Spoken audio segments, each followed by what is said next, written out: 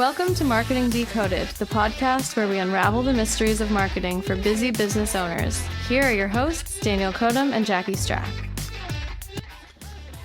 Welcome back to another episode of Marketing Decoded with myself, D-Kode. And Jackie Strack. So today I want to talk about authenticity in marketing. So Jackie, what does it mean in your mind? Put aside marketing for a second. What does it mean in your mind to be authentic? Well, Daniel, I've thought a lot about this question. And I think what it comes down to is having a clear awareness of your own strengths and weaknesses and being able to move forward knowing what those are. Yeah, and taking out of the business marketing world, I'll go back and put it in perspective. When you're in high school, college, they always say you're trying to find yourself, your true Mm-hmm. authentic self. Everyone has some core values that usually last them throughout life, but then there are new aspects of them that grow through having experiences. Well, Yep. in the business world, those core values, experiences are attached to your business. Mm-hmm. And it's often where business owners think, oh, my website or my business card or anything that is very easily associated with a business, signage outside the building, are the only reflection of the authentic self. Mm-hmm. But I can't emphasize it enough. It's everything. It's how your employees interact, how you dress, how you. If I came on this podcast dressed with a tank top, Right. sunglasses, you would have a way different impression of me than you do right now. If Jackie Mm-hmm. started suddenly singing and belting out in the middle of this, it would be a totally different viewpoint. In business, authenticity show brings about credibility for you. Because when you're not authentic, you tend to come across as someone who you can't be trusted. Mm-hmm. But one of the hardest things, and I'm going to use a personal story that Jack and I have been involved with the last few weeks. It's really important that authentic self of the business has to come across in every aspect of your business, including what your employees do or don't do. Yep.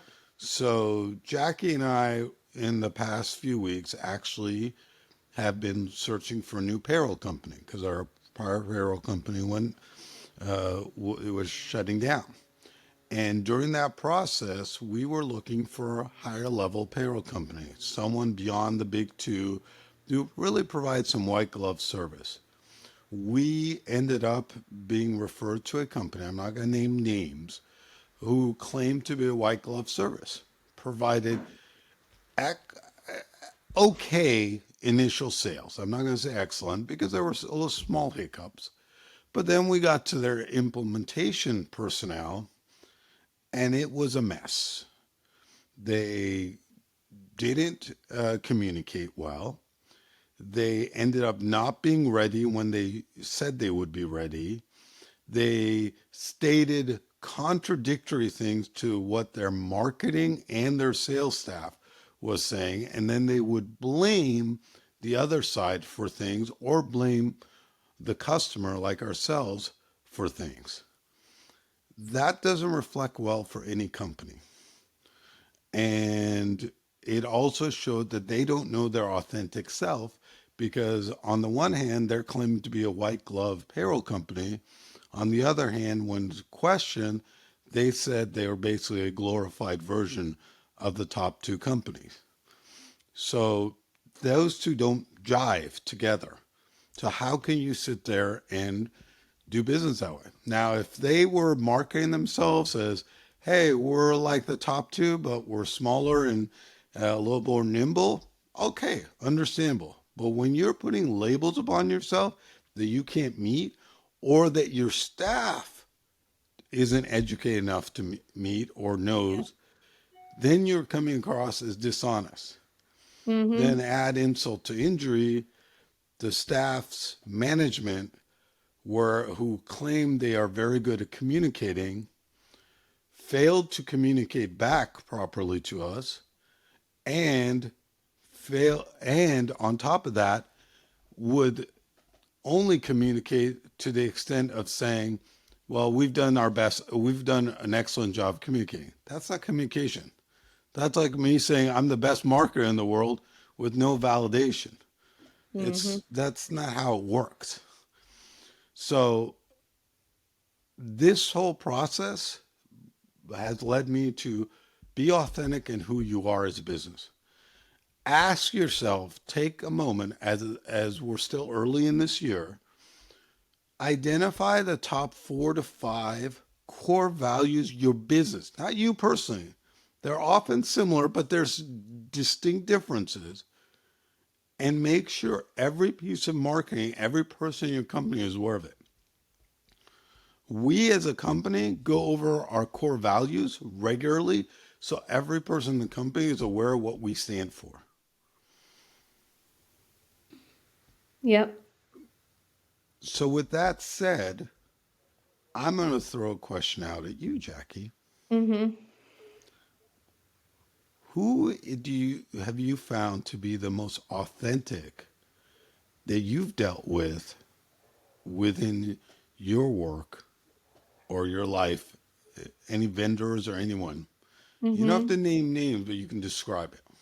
Yeah, I can think of somebody that we've worked with. And this person, every time we have an interaction, they are clear about what is outside of their scope. They're clear about what they don't know.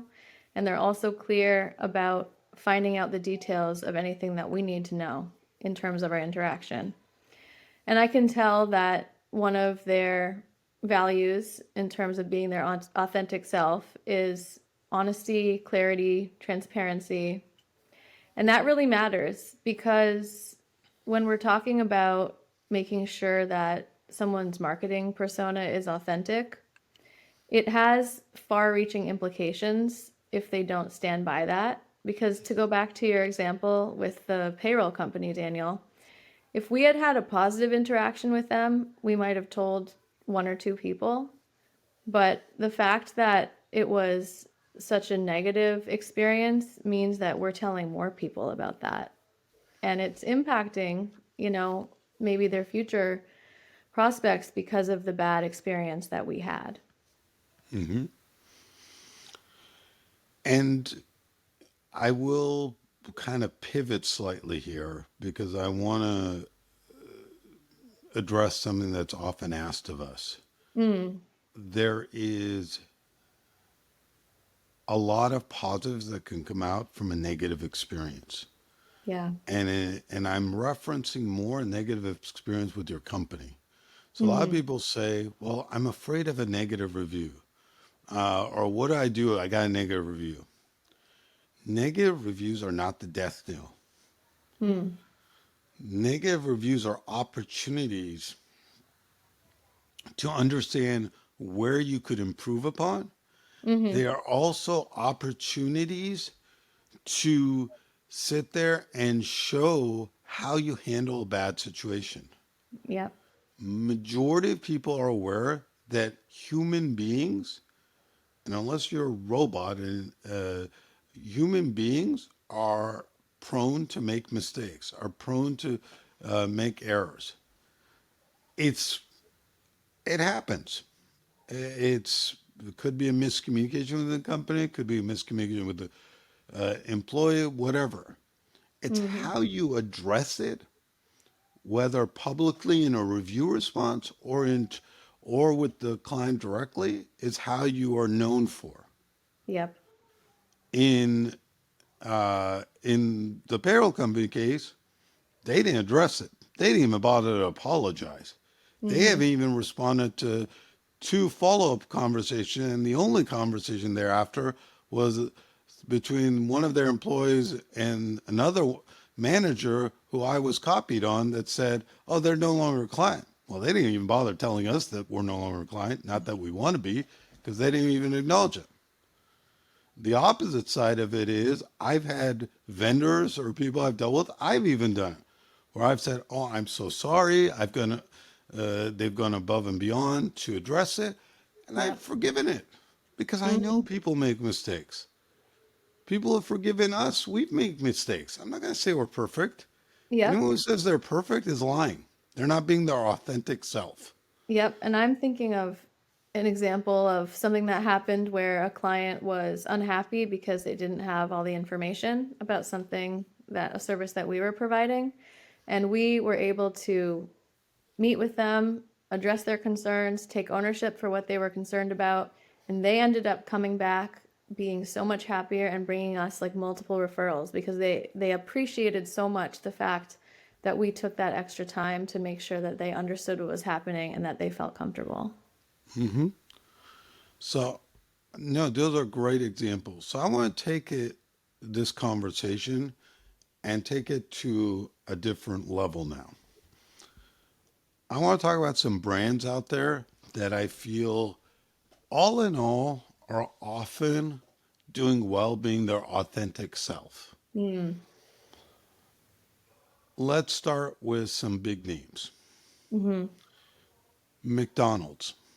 McDonald's has done well not because they're the best tasting food in the world, Mm-hmm. not because they sit there and are trying to market to the upper class. Mm-hmm. They do well because they have focus on their core value, which Mm-hmm. is they provide fast food. They pretty much invented the term fast food. Mm-hmm. A lot early on, and even a lot of their stores now, they have clocks to show how long a person is waiting for their food in the drive-through. They want to make sure these people are in and out so they're not waiting. Yep. And that's a perfect example of you know your brand, you meet Mm-hmm. with your brand. If they suddenly tomorrow started marketing and saying, "Oh, we have the best tasting burgers in the world," Mm. they're going to crash and burn Yeah. because it's not being authentic. And I think along with that, it's about being consistent. Hmm. Like, Very. keeping the heart of what you're doing consistent Mhm. across your messaging, across your behavior, across, how you're represented. Yep. So, different company, Apple. Mm-hmm. Apple is consistently talking about security, is talking about a customer experience. Mm-hmm. They are talking about creating, inviting you into a world that's very insulated. Mm-hmm. What they don't talk about is their system is flexible.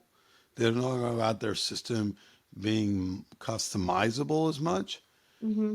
That's where they get criticism from government regulators. They get criticism from consumers, but those aren't their. That's not what their brand is known for. You Yeah. want that? You go to Android. Right. You want the ability to do more with your phone? Do that. If you want an introvert, then Apple is probably a better choice. Nothing wrong with either. People often ask me because of our mobile app development and marketing that, hey, what do you recommend, Apple or Android? They're both great. I don't think there's a problem with either of them. They Mm-hmm. each have pluses and minuses. It's a personal preference. Yeah. It's okay not to tailor to everyone. In fact, it's highly encouraged not to tailor to everyone because Mm-hmm. the more you try to please everyone, you please no one because now you're not being your authentic self. Yep. So, an example of why it's important to be authentic and how companies get around it to tailor to multiple is through multiple brands. Hmm. A great example I like to use is Toyota. Hmm. Toyota has a brand called Scion, has a brand called Toyota, and has a brand called Lexus. Right. And there's multiple companies like this. Honda has Acura. Nissan has Infinity. Yep. Each of in the Toyota example, Scion is more inexpensive, kind of for a younger or less affluent crowd. Toyota is kind of middle road, middle class, and Lexus is for people who have a bit more money who are looking for that next level car. Hmm. Uh, they have vehicles that look very similar, just little improvements in terms of maybe it's quieter or a little higher engine quality that Yep. differentiates them. And Yeah. the reason they do that is because if you went and sold someone, hey, I got this great Toyota, it is so bougie, no one's going to buy it. Yeah. Because I don't want, if I'm an affluent person, to be known for driving a Toyota. That's not what the brand is about. And in a sense, if you were to remove the branding from a Lexus and a Toyota, they might be really similar, but Mhm. it's about who they're marketing to and who's responding to that marketing so that they can Mhm. sell even more of that thing. So it was interesting. I was in Las Vegas about a month and a half ago with my mom, and we went into I won't use the name because I don't want them to get upset, but we went into a very high-end fashion purse line. My mom is not into that, but we were just killing time.